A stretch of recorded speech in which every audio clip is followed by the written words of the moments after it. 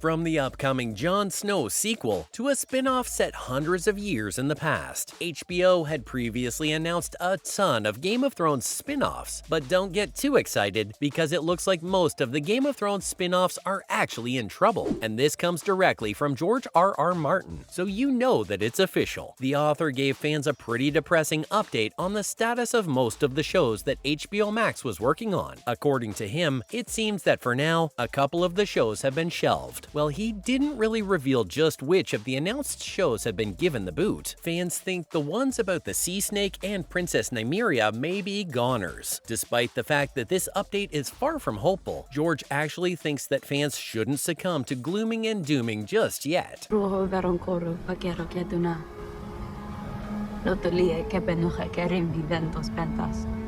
Your girls are the very image of their mother.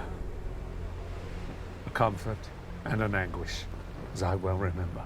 Martin stated that HBO hasn't yet pulled the plug on most of these projects. It's just that they've been shelved. And according to him, getting a property unshelved is just as easy as putting it there. So if things end up changing in the future, it's possible that some of the shows that have been put on hold for now could make a comeback. Although fans shouldn't really expect to see most of these anytime soon, which is definitely quite disappointing to hear as a fan of Game of Thrones. I mean, even until last year, if you told a Game of Thrones fan that there's a bunch of spin-off shows in the works, they probably wouldn't care at all. After all, the ending left such a terrible taste in everyone's mouth. Though with House of the Dragon, HBO proved that you can actually make a decent show based in Westeros.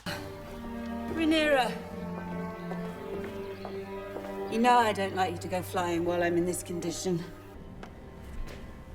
Aemond has been damaged permanently. My king, goodwill cannot make him whole. I know, Alicent. As long as the writers are good. Who would have thought, right? Fans loved House of the Dragon so much that it ended up breaking records with just its premiere, and it proved to HBO that the hype was indeed real. The streaming platform kind of went into a frenzy and started approving tons and tons of shows. But it looks like they're now pulling them back and taking things more slowly. And honestly, I do wonder just why they're taking this route. Dracarys!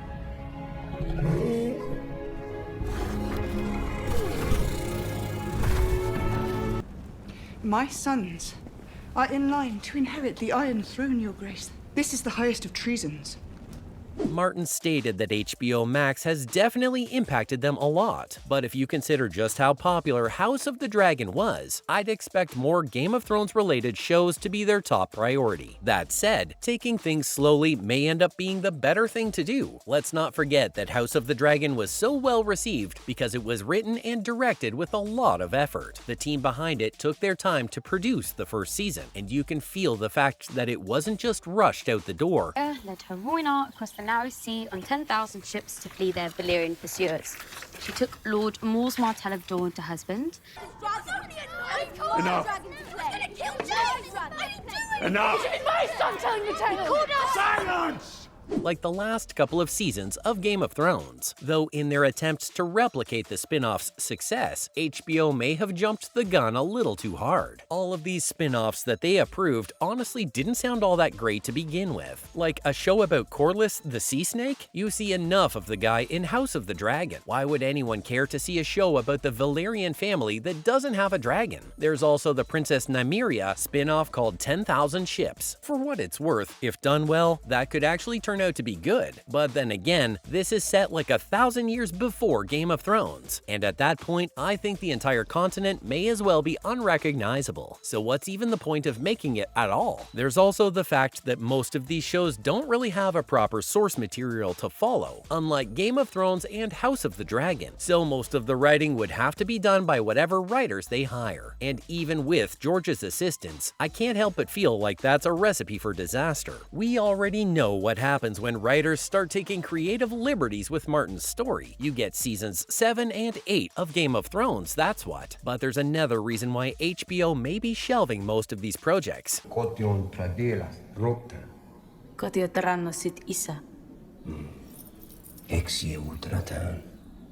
at me again and I'll feed you to my dragon.